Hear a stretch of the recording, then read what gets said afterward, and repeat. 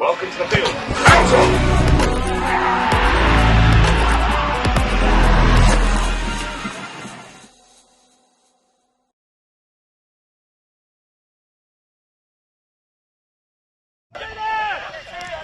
Hello and welcome to Interior Larkhall Park for the second time this week. They're back after a triumphant 6-0 victory on Tuesday against St Day in the Cornwall Senior Cup, and they're looking to retain their unbeaten run at home this season against Larkhall. Let's see if they can get some valuable 3 points today.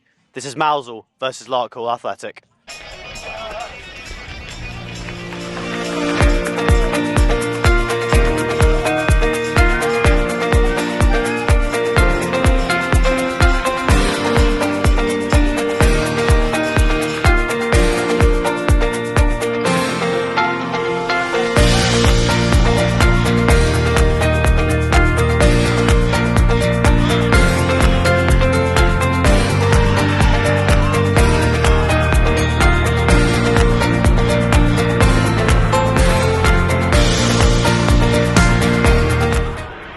But it's half time here and I'm joined by the usual two, Les Calver and Paul Fletcher, to give their thoughts on that. It's been relatively quiet, hasn't it, Paul?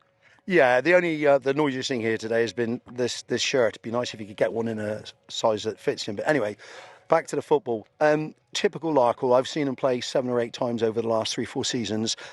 They know all the tricks.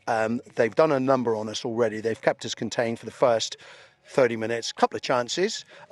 Ollie's made a couple of saves. But I felt as the game went on and we started to play to our strengths again, knocking the ball around, I think we looked far more mobile and I would expect things to improve second half. But I think maybe the first goal will win this game today. Les, do you agree with that? Yeah, I agree with a lot of what you said, but I don't agree about the shirt. I think Paul wouldn't pull one off like I do anyway. So that aside, yeah, I agree. It's not been a pretty game, but I think...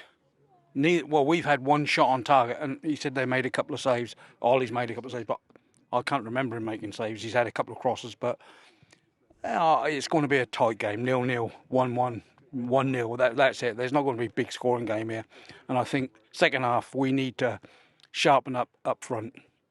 So that's what we got to do. Yeah, well, and Paul needs to get in the bar and get a drink in because he hasn't bought one all season. So it's got to happen soon. Yeah, well, I haven't bought one all season, mate. You haven't bought one for the whole decade. So anyway, back to the football. I think one thing you won't realise by not being here is just how strong the wind is, and the wind has played a very big part. I genuinely felt, like just like you, genuinely felt that if we went in at 0-0, that we'd win the game, and I think we'll have the advantage of the win second half. Yeah, definitely, definitely. And next time, can you get Milo around here a bit quicker because we've got things to do. So let's sharpen him up a bit. Okay, thank you. Cheers, guys. Thanks, guys. Well done, well done.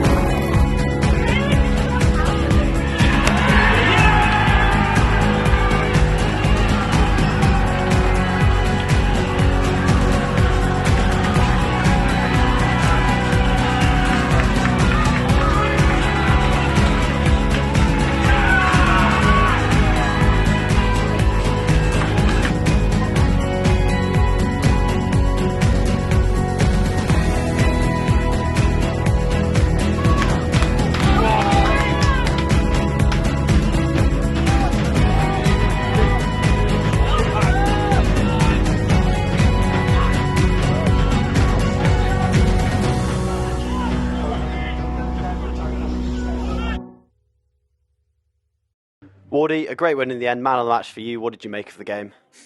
I think we definitely made it hard for ourselves. First half, we were forcing passes into areas we shouldn't have, and we found it difficult to get out, to be honest. And to be honest with you, I didn't think it was much, even though it was 2-1, I didn't think it was much in the game. The condition in the second half played to us, for sure. A bit of drizzle, pitch wetting up a bit so we can move the ball a bit quicker. And look, the sending off was probably the turning point, and look, that just shows that we just don't give up to the end, mate, to be honest with you. You being a defender battling throughout that whole game and then seeing Prinny net that goal to win it, what feelings were you feeling? Relief, to be honest with you.